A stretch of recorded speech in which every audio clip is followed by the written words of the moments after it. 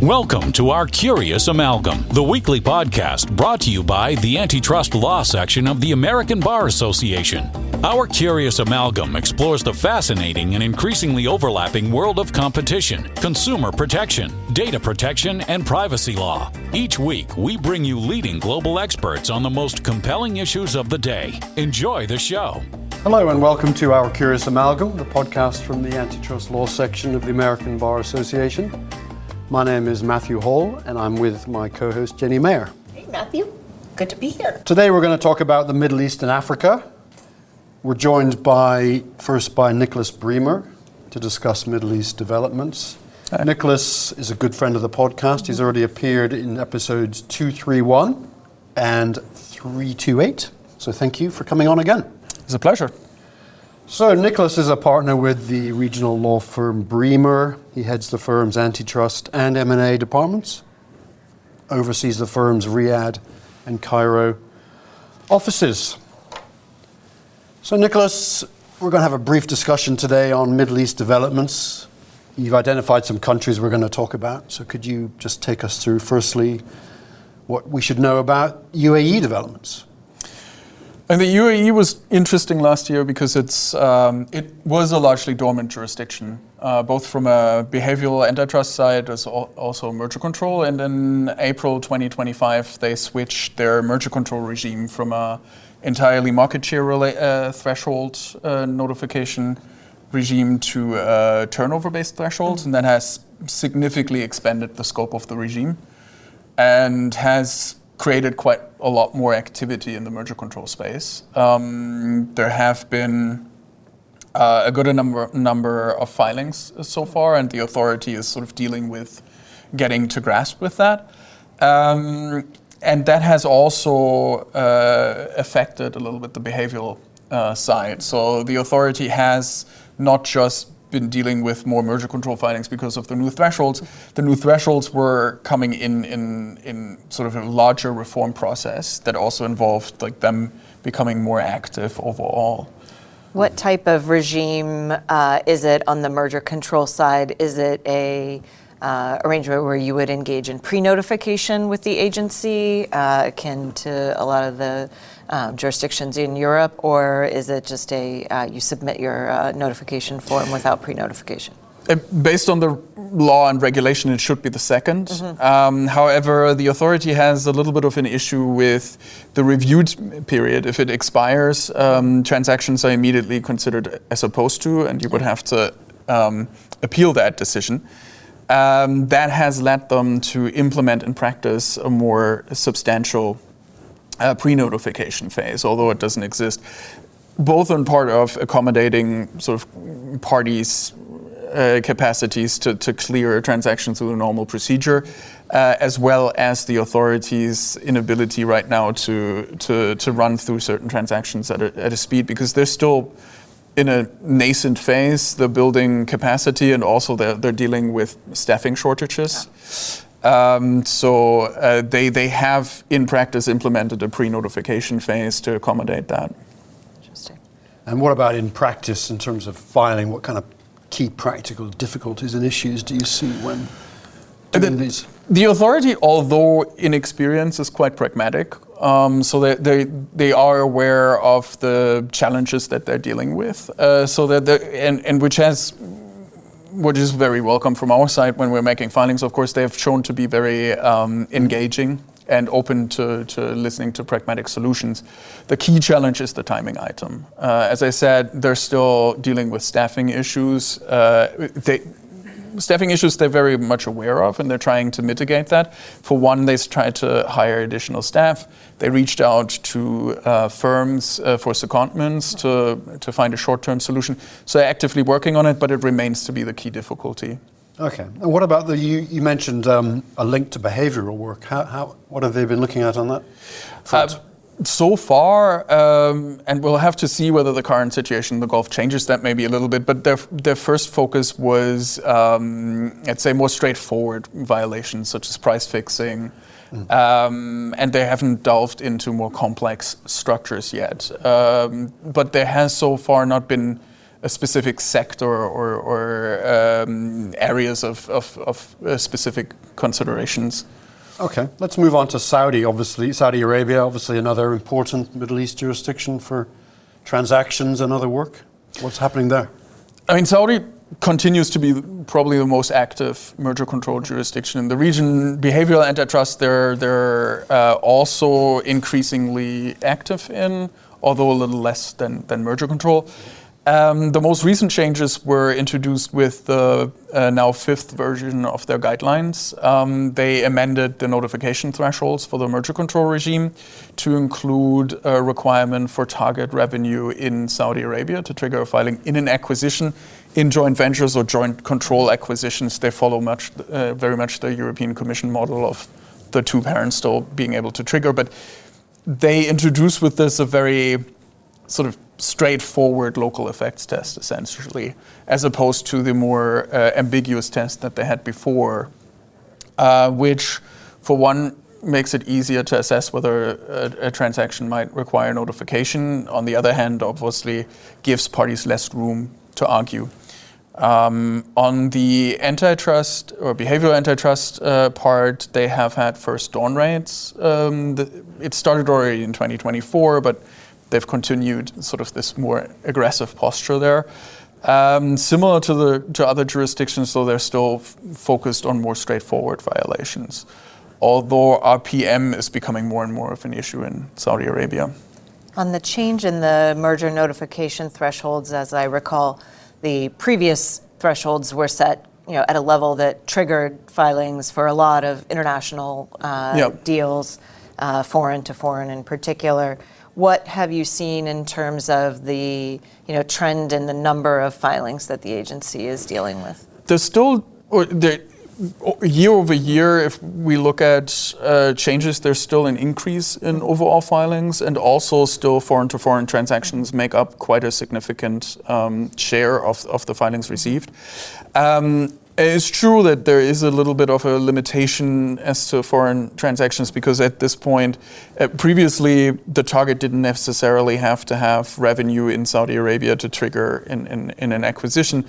However, the target contribution to the Saudi revenues thresholds being met does not have to be that significant that it would exclude a large number of transactions. So it is still fairly easy to trigger. Whether the authority will address that to further narrow the scope, we'll have to see. Interesting. You mentioned dawn raids and RPM. It's interesting to hear about that. There must have been some shock to see dawn raids from a competition regulator? It was initially, the dawn raids have not been as invasive as they are in other jurisdictions, I would say. But obviously, as a first sort of experience with that from a regulator, it has been quite a shock. They still rely more substantially on negotiations and other investigation tactics than dawn raids. They still remain the exception. But yes, of course, if the doorbell rings and there's somebody from the regulator, it does shock the clients. And how does RPM work? Is it a per se or by object type issue, or are they analyzing it another way? When we're talking about minimum price fixtures, it is a per se violation. And even if what they're trying to establish right now is more the lines in regards to non-binding minimum price regulations that could, similar to other jurisdictions, they're looking at incentives that might make formally non-binding provision effectively binding, and they're looking at that. Maximum price limits they haven't taken a position on yet. Okay, it's interesting to hear about that. So something that we might recognise in the EU and UK at least would be similar type of analysis. Yeah, they and overall the Saudi authority does take quite a lot of inspiration from the European Commission. Okay. Let's move on, finally, Nicolas, to Egypt, where I know there have been changes fairly recently on the merger control side, but I think you've said that the most interesting area really is behavioral enforcement. Well, the Egyptian regulator has traditionally been much stronger on the behavioral enforcement side. So until 2024, they had a post-closing notification regime in Egypt, and that just brought very little attention to that regime. For one, because it was often not triggered, and secondly, there was just not much investigation or review happening then post-closing. So they have developed quite a lot of their capacity in the behavioral antitrust side.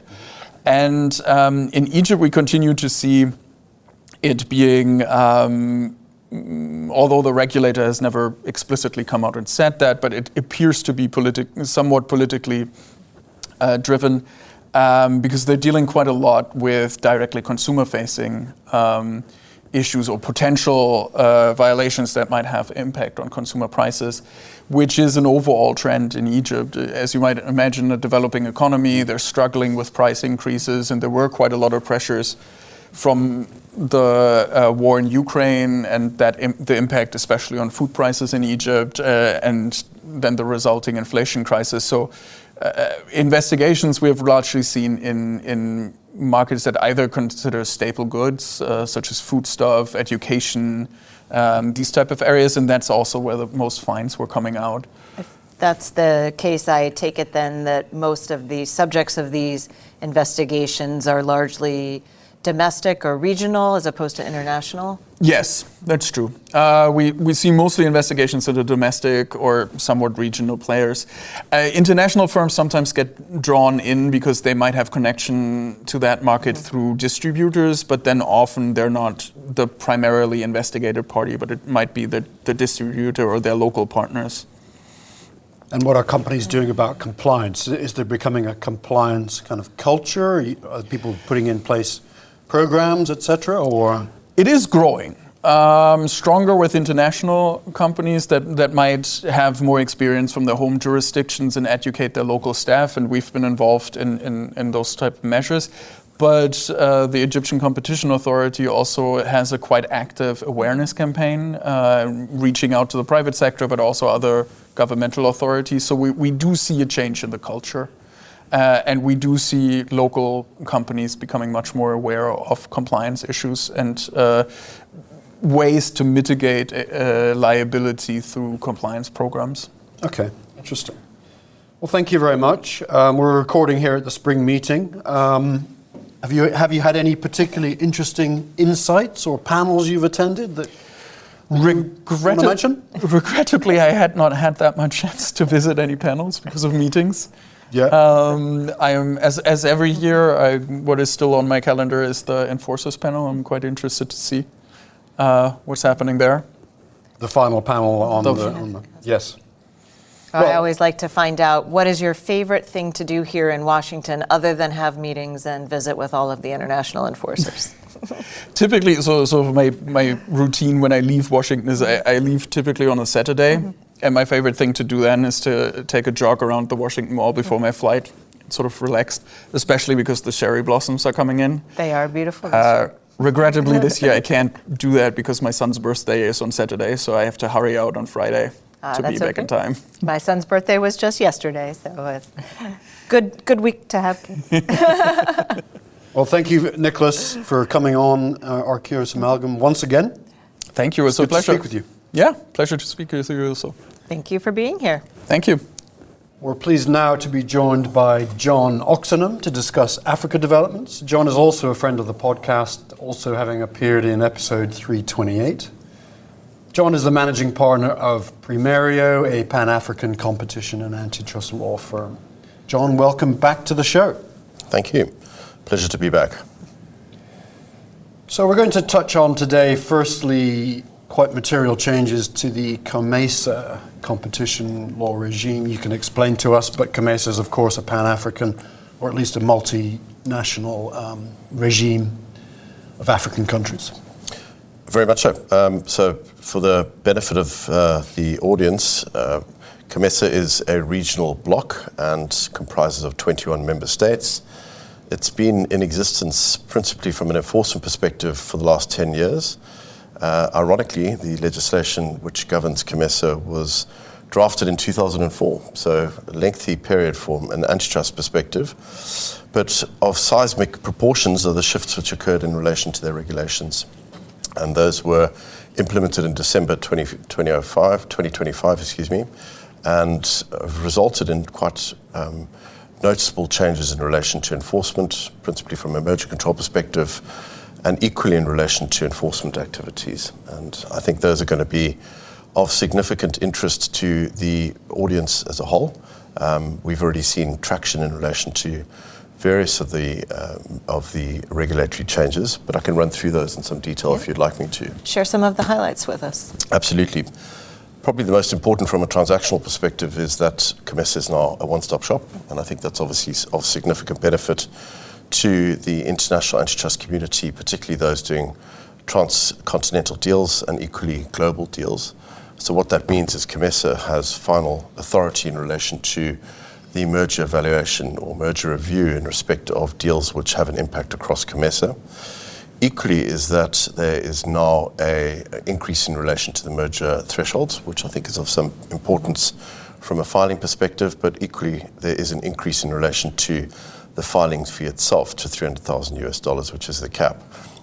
Now, I think what's probably of some equal importance in relation to the key highlights is that from an enforcement perspective, so beyond transactional, is the introduction of a leniency regime. And that's, at least from a practitioner perspective, to be welcomed. And comments made by the Commissioner himself very recently are supposed to be lauded, that there is this initiative underway to try and address anti-competitive conduct, particularly cartel conduct, which occurs across the continent and within the COMESA regime.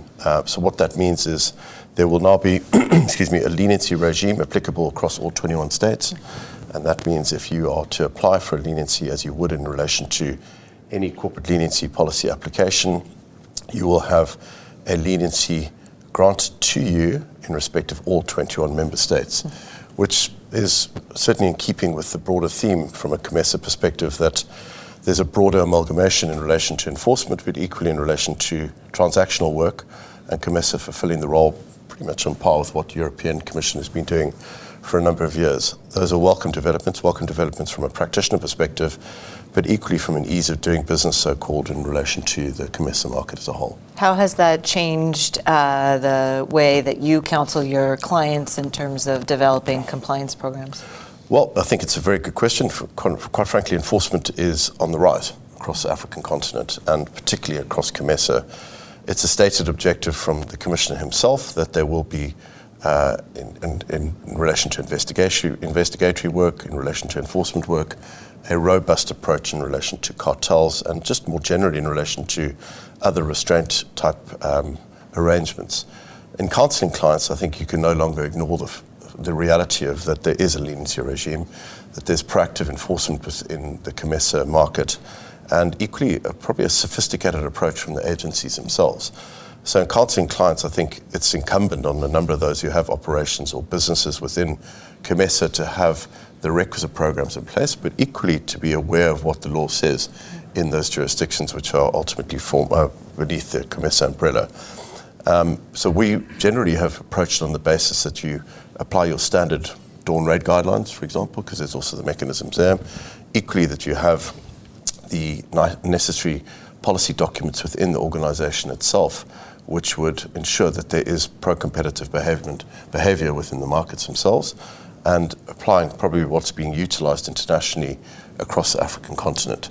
And there's various mechanisms for that. The ABA obviously is one key component in relation to advocacy initiatives, which a lot of companies could borrow from, and we utilise those in relation to counselling clients. Going back to merger control, John, you mentioned the one-stop shop. Is that operating well now in practice? Because in the past, I know it's been unclear, to say the least, as to whether it actually does work, and the individual countries do not also require filings. I think there's a very strong element of emphasis from the Commissioner himself that COMESA is a one-stop shop, and that's been stated publicly on a number of occasions. We recently joined the COMESA Competition Commission in February in Livingstone in Zambia, where they launched the renamed COMESA Competition and Consumer Commission itself, the Quad C, but equally the point made about one-stop shop was emphatic. I know there's been difficulties in relation to two jurisdictions in the past as to whether or not the principle applies, but from a COMESA perspective, it's been stated publicly, and certainly from the leadership within COMESA, that it is a one-stop shop, certainly in relation to transactions which meet the thresholds. So I think it's very emphatic from his perspective. This is Willard Mwemba, Dr. Mwemba, that from a COMESA agency perspective, they will obviously have a single filing in relation to transactions which meet the thresholds. Okay. What are the other? Despite, excuse me, sorry, Matthew, but despite the dialogue which has occurred with certain key jurisdictions within the COMESA, and there's no doubt there's been friction in the past, but from a statement perspective, it's emphatic from the COMESA perspective. Okay. Yeah. One of the other changes I noticed, or maybe it isn't a change, is that there seem to be some additional public interest elements being considered in merger review under COMESA. I mean, of course, South Africa famously takes public interest elements into account. What is the situation with COMESA? So within COMESA, which is a unique development again in relation to what's been taking place in South Africa, and I think the international antitrust community is probably very familiar with some of the difficulties which result in relation to moving beyond a pure SLC test in relation to merger control, one which includes socioeconomic goals and interests. COMESA have recognized those. And so those certainly are a feature in relation to merger control.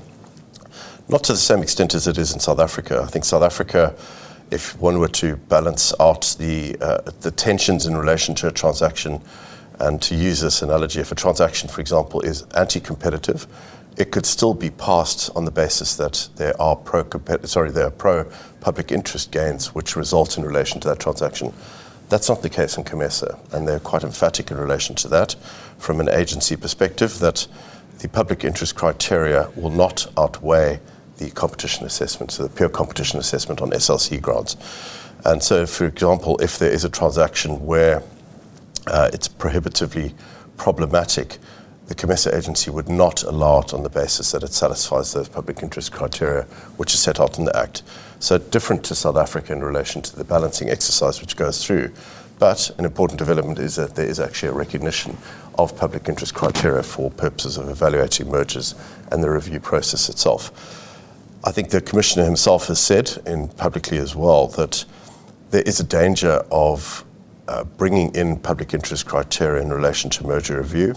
It's certainly one we've experienced, as you pointed out, Matthew, in relation to South Africa, that to some extent it's been a bit of a Pandora's box, that you effectively enable transactions to be hung on the basis of issues which have no nexus to the transaction itself. And I think that's a massive risk, which COMESA recognises, and they've stated objectively that that's certainly not going to be the case. There's a defined set of those public interest criteria, and the agency's explicitly not enabled the public interest criteria to outweigh SLC tests. What are some examples of those public interest criteria? So there's some ESG issues, there's employment, very similar to what's been taking place in South Africa, which is understandable. I think why there was a degree of surprise, if you like, from a practitioner perspective, and certainly my perspective as to how these have been recognised, is that South Africa is unique. There was a reason why I think the public interest criteria could be implemented in relation to merger review, principally on the basis that there's been such significant unemployment in the country. And so the employment criteria, which is often a condition in relation to not just local mergers but international mergers, made sense based on the country's history. And equally from a growth perspective, if you look at where our GDP sits in South Africa, uniquely in relation to some of the COMESA member states, they're not bedeviled with those problems. And so I think the employment issue is probably going to be an overarching condition in relation to employment more generally, and equally some of the ESG issues, which are not too dissimilar to what's been taking place in Europe and the US in relation to certain transactions. So those are two which stand out, and obviously the impact in certain sectors, and more generally, not too dissimilar to what takes place in South Africa.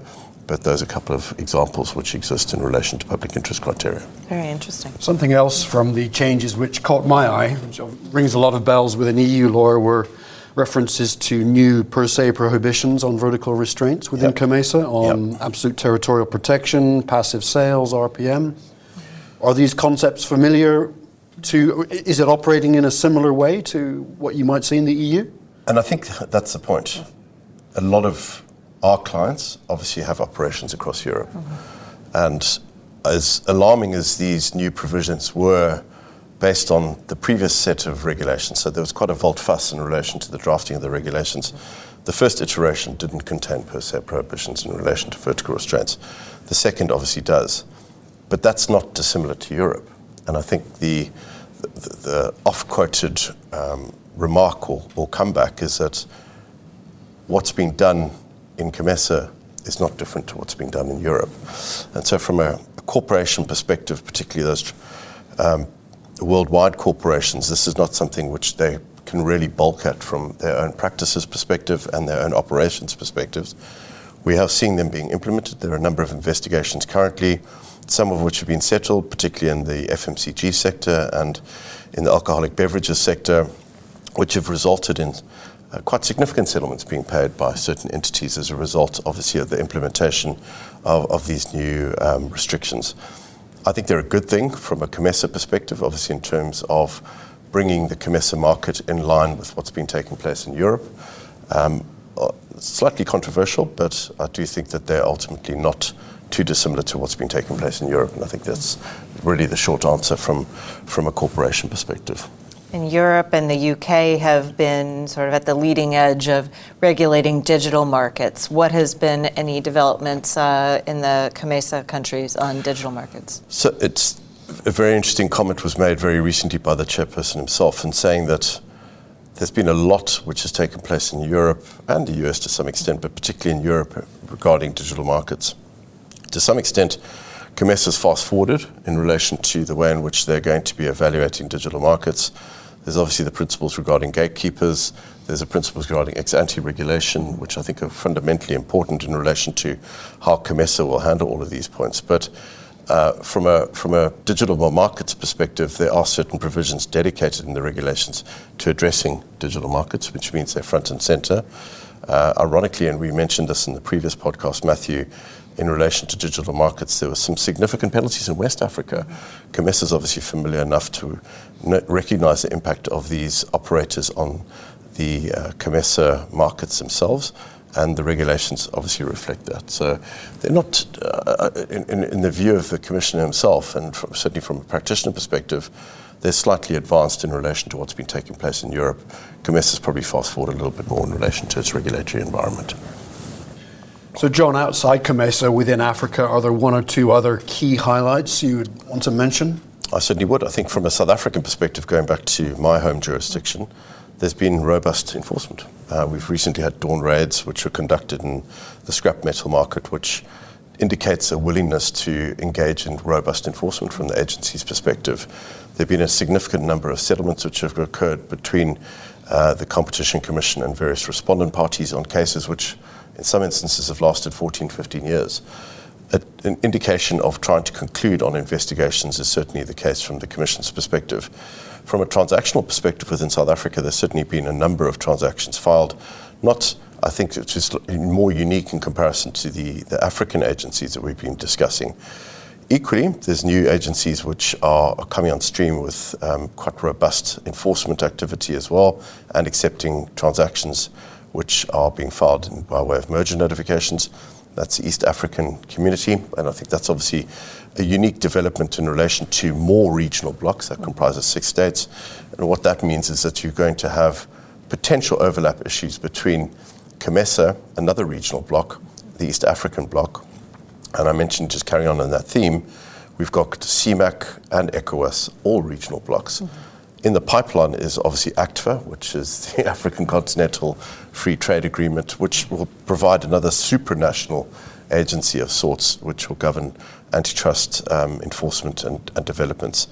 A lot going on the continent, quite simply. Yes. There really is. And I think all positive, certainly from a practitioner perspective and for entities wanting to do business across the continent.